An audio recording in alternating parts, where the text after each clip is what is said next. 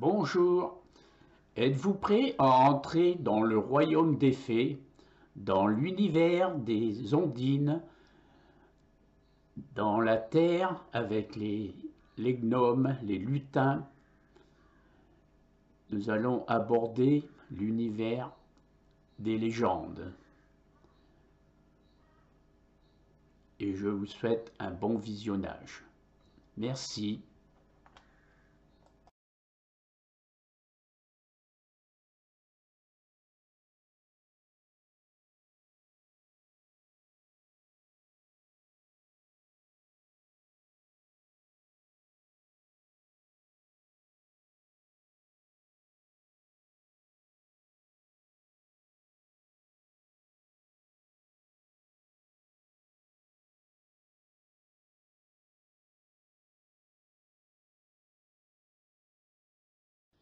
Les esprits de la Terre ont leur demeure dans les terres chimiques qui constituent le champ d'action des forces qui régissent l'assimilation,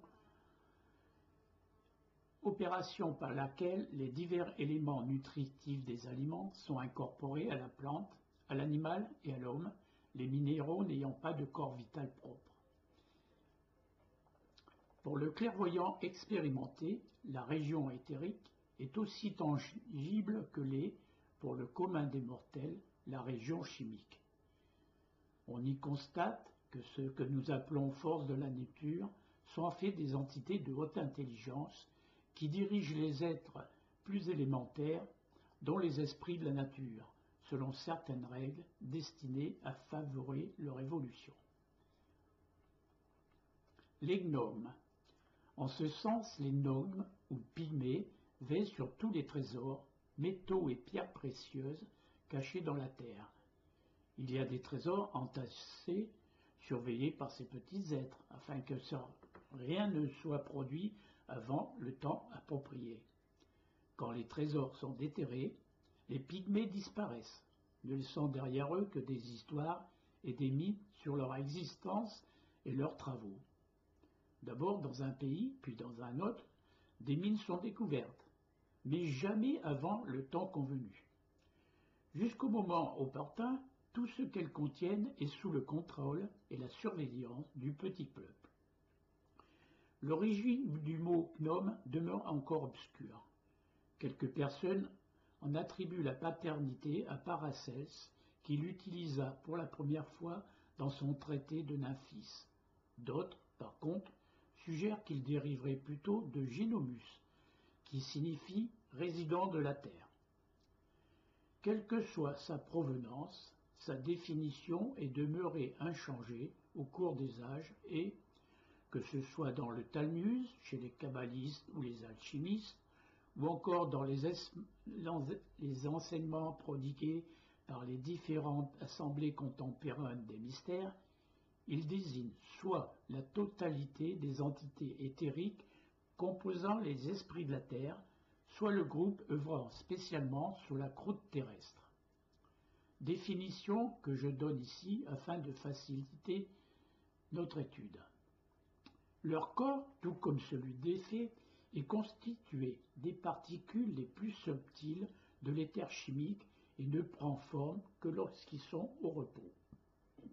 Autrement, ils se forment dans leur élément. Comme les fées aussi, ils sont mortels, ne vivant que quelques centaines d'années, ce qui est pas mal d'ailleurs. À cause de la densité de la matière qui les constitue, le feu peut même les brûler. Comme tous les esprits de la nature, ils communiquent à l'aide d'un langage télépathique universel. Les gnomes semblent les plus anciens esprits de la nature. Ils ont des apparences étranges, et une espèce a même la possibilité d'allonger démesurément ses membres jusqu'à en paraître gigantesques. L'espèce la plus commune, toutefois, a une hauteur variante entre 30 et 45 cm. De petite stature, ils ressemblent à des vieillards pleins d'expérience qui s'amusent quelquefois à parler en maximes. Ils sont souvent hideux, difformes, trapus et de couleur foncée, gris, brun et vert. Leur corps est presque toujours d'une couleur alors que les membres sont d'une autre teinte. Leur teinte est souvent ronde et plate.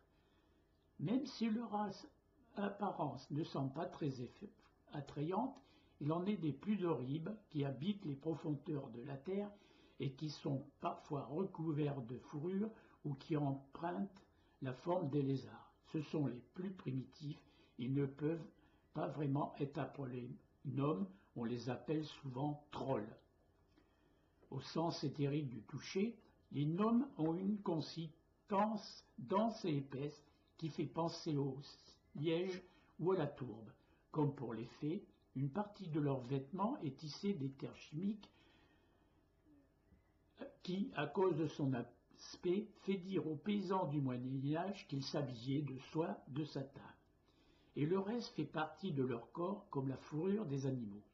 En général, les créatures vivant sous la terre sont d'apparence plus sombre que celles vivant à la surface. Mais, chez les unes comme chez les autres, la couleur verte semble la plus répandue.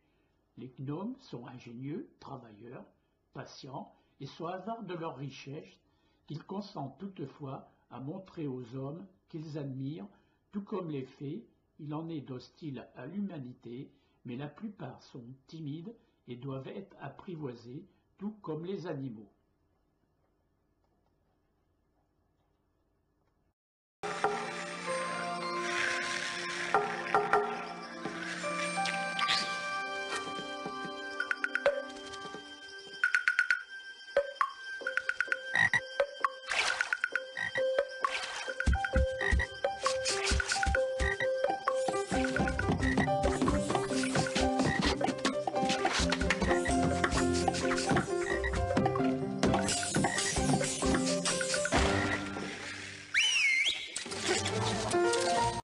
À très bientôt pour une nouvelle vidéo. Bonne journée à tous.